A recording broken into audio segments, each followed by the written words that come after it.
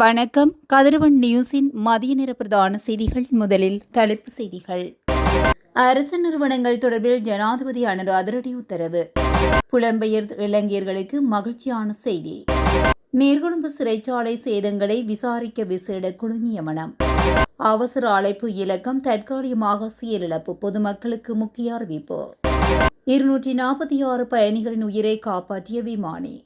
கட்டுநாயக விமான நிலையத்தில் பரபரப்பு. இலங்கையில் குழந்தை பிறப்பு வீழ்ச்சி, குடும்பங்களுக்கு ஊக்கத்தொகை. நாட்டில் டெங்கு மரணங்கள் உயர்வு. நுவரெலியா செல்வோர் முகப்பு விளக்குகளை ஒளிர செய்யுங்கள். தொடர்பான விரிவான செய்திகள். பொதுமக்களுக்கோ அரசாங்கத்துக்கோ பயன்ற அனைத்து நிறுவனங்களையும் இழுத்து மூட ஜனாதிபதி அன்ருகுமார் திசாநாயக்க அதிரடி உத்தரவை பிறப்பித்துள்ளார். கடந்த காலங்களில் ஒரே அமைச்சின் கீழ் அல்லது வெவ்வேறு அமைச்சகங்களின் கீழ் ஒரே நோக்கத்துக்கான பல்வேறு அரசு நிறுவனங்கள் உருவாக்கப்பட்டிருந்தன. இலங்கை உர கூட்டுத்தாபனம் செயல்பாட்டில் இருந்ததாக எபாவள பொஸ்பேட் நிறுவனம் உருவாக்கப்பட்டமை அதற்கான சிறந்த எடுத்துக்காட்டாகும். இந்நிலையில் பல்வேறு நோக்கங்கள் மற்றும் தேவைகளுக்காக பல ஆண்டுகளுக்கு முன்பு நிறுவப்பட்ட அவ்வாறான நிறுவனங்களை தொடர்ந்து பராமரிப்பதனால் அரசாங்கம் கூடுதல் செலவு சுமையை ஏற்க வேண்டியுள்ளது என்றும் ஜனாதிபதி அன்ருகுமார் திசாநாயக்க சுட்டிக்காட்டியுள்ளார்.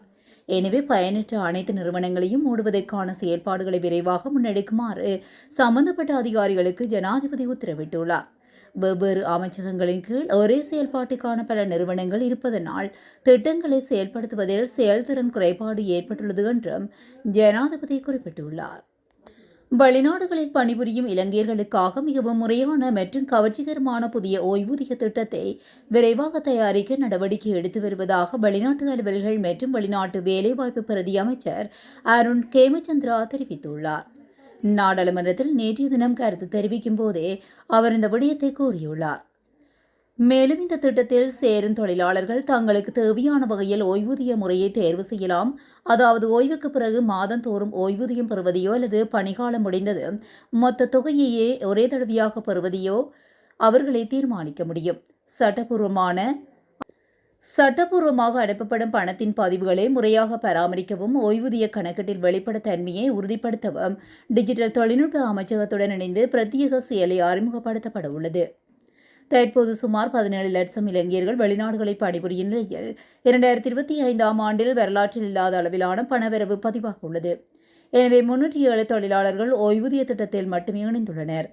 இதனை மாற்றியமைக்கும் விதமாக இந்த தன்னார்வ ஓய்வூதிய திட்டம் அமையும். இலங்கை வெளிநாட்டு வேலைவாய்ப்பு பணியகம், இலங்கை மத்திய வங்கி மற்றும் டிஜிட்டல் தொழில்நுட்ப அமைச்சு ஆகியவற்றின் கூட்டு முயற்சியினால் இந்த திட்டம் செயல்படுத்தப்பட உள்ளதாக அவர் தெரிவித்துள்ளார்.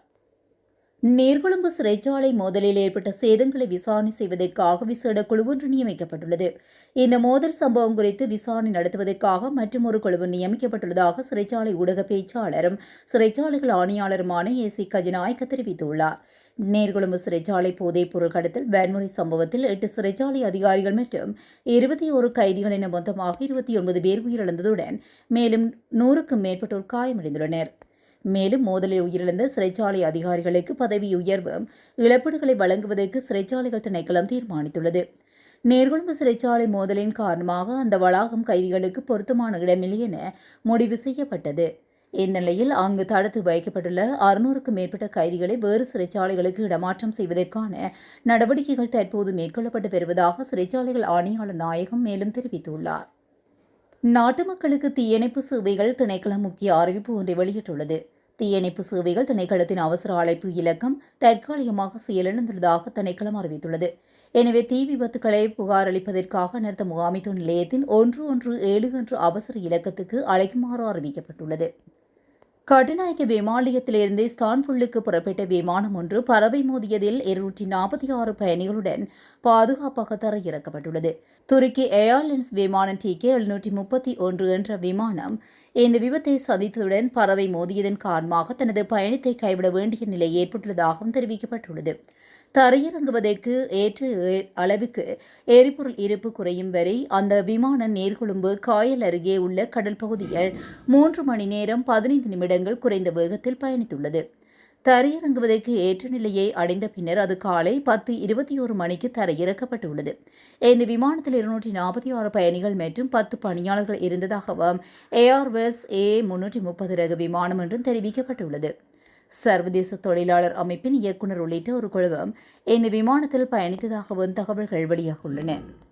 விமானம் இன்று காலை 7 மணிக்கு கட்டநாயக்கவிலிருந்து இஸ்தான்புல்லுக்கான 6 மணி நேர பயணத்துக்காக புறப்பட்டதுடன் அதுவரை விமானத்தில் 80,000 லிட்டர் எரிபொருள் நிரப்பப்பட்ட நிலையிலும் விமானம் புறப்பட்ட உடனேயே பறவை மோதியதில் இதுகுறித்து விமானி கட்டநாயக்க விமானத்துக்கு தகவல் தெரிவித்திருந்தார்.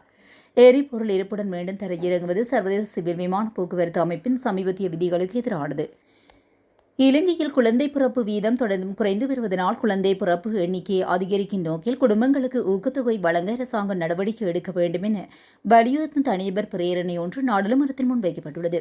இந்த பிரேரணையை ஐக்கிய மக்கள் சக்தி நாடாளுமன்ற உறுப்பினர் அஜித் பி பெரேரா முன்வைத்துள்ளார். 2018 ஆண்டு முதல் இலங்கையின் வருடாந்திர குழந்தை பிறப்பு எண்ணிக்கை தொடர்ச்சியாக குறைந்து வருவதாக அவர் சுட்டிக்காட்டியுள்ளார். இந்த நிலை தொடருமானால் எதிர்காலத்தில் இளைஞர் சனத்தொகை குறைவடைந்து நாட்டின் பொருளாதார வளர்ச்சிக்கு ஒரு உற்பத்தி திறனுக்கும் பாதகமான விளைவுகள் ஏற்படக்கூடும் என்றும் அவர் எச்சரித்துள்ளார். எனவே குழந்தை பிறப்பை ஊக்குவிக்கும் வகையில் குடும்பங்களை கவரக்கூடிய நிதி ஊக்கத்திட்டத்தை அரசாங்கம் அறிமுகப்படுத்தப்பட வேண்டும் என பிரேரணையில் வலியுறுத்தப்பட்டுள்ளது. இலங்கையில் டெங்கு நோயினால் உயிரிழந்தவர்களின் எண்ணிக்கை 47 அதிகரித்துள்ளதாக தேசிய டெங்கு ஒழிப்பு பிரிவு விடுத்துள்ள அறிக்கையில் தெரிவிக்கப்பட்டுள்ளது. இந்த ஆண்டின் இதுவரையான காலப்பகுதியில் நாடு முழுவதும் பதிவாகுள்ள மொத்த டெங்கு நோயாளர்களின் எண்ணிக்கை 67,174 உயர்வடைந்துள்ளது. ஜூலை மாதத்தின் கடந்த 9 நாட்களில் மாத்திரம் 10,685 டெங்கு நோயாளர்கள் பதிவாகியுள்ளனர். நேற்று வெள்ளிக்கிழமை ஒரே நாளில் மாத்திரம் சுமார் 1,110 நோயாளர்கள் அடையாளம் காணப்பட்டதுடன் டெங்கு ஒழிப்பு பிரிவின் பதில் பணிப்பாளர் வைத்தியர் கபில கண்ணங்கர தெரிவித்துள்ளார். தற்போது நிலவும் இந்த மோசமான சூழ்நிலை காரணமாக நாட்டின் பல பிரதான வைத்தியசாலைகள் தங்களது அதிகப்படியான கொள்ளளவை எட்டியுள்ளதாகவும் குறிப்பிட்டுள்ள அவர் இதனால் வைத்தியசாலைகளில் கடுமையான நெருக்கடியும் நெரிசலும் ஏற்பட்டுள்ளதாக சுட்டிக்காட்டியுள்ளார். நுவரெலியா மாவட்டத்தில் நிலவும் சீரற்ற காலநிலை காரணமாக பல பகுதிகள் அடர்ந்த பனிமூட்டத்தினால் சூழப்பட்டுள்ளன. இதனால் வாகன சாரதிகள் மிகுந்த அவதானத்துடன் வாகனங்களை செலுத்துமாறு போக்குவரத்து போலீசார் அவசர வேண்டுகோள் விடுத்துள்ளனர். நேற்று அதிகாலை முதல் நுவரெலியா நகரம் ஆம்பேப்பெல, புட்டிப்பெல, கக்கல, தலபாக்கல, லெந்தொலை, கொட்டகல, அக்கரபத்தனை மற்றும் ஹட்டன் நுவரெலியா, ஹட்டன், கொழும்பு ஆகிய பிரதான வீதிகளில் அமைந்துள்ள உயர் பிரதேசங்களில் கடும் பனிமூட்டம் நிலவியுள்ளது. சில இடங்களில் பார்வை தூரம் 20 முதல் 30 மீட்டர் வரை மட்டுமே காணப்பட்டதனால் பிரதான வீதிகளில் பயணித்த வாகனங்கள் மிகவும் குறைந்த வேகத்தில் இயக்கப்பட்டுள்ளன. விபத்துகளை தவிர்ப்பதற்காக பிரதான வீதிகளில் பயணிக்கும் போது வாகனங்களின் முகப்பு விளக்குகளை ஒளிர செய்தும் எதிரே ஒளிரும் வாகனங்களை அடையாளம் காண ஒளி சமிஞ்சைகளை பயன்படுத்தியும் மெதுவாக பயணிக்குமாறு போலீசார் சாரதிகளுக்கு அறிவுறுத்தியுள்ளனர். நுவரெலியா மாவட்டத்தில் தற்போது உள்நாட்டு மற்றும் வெளிநாட்டு சுற்றுலா பயணிகள் அதிகம் வருகை தருவதனால் சுற்றுலா பயணிகளும் பாதுகாப்பு விதிகளை பின்பற்றி வாகனங்களை செலுத்துமாறு அதிகாரிகள் கேட்டுக் கொண்டுள்ளனர். ஒவ்வொரு சாரதியும் போக்குவரத்து விதிகளை முழுமையாக கடைபிடித்து பொறுப்புணர்வுடன் செயல்படுவது போலீசார் மீண்டும் வலியுறுத்தியுள்ளனர். இத்துடன் கதிரவன் நேசின் மதிய நேர பிரதான செய்திகள் நிறைவடைகின்றன. தொடர்ந்தும் செய்திகளோடு இணைந்திருக்க கதிரவன் நேசுடன் இணைந்திருங்கள். நன்றி, வணக்கம்.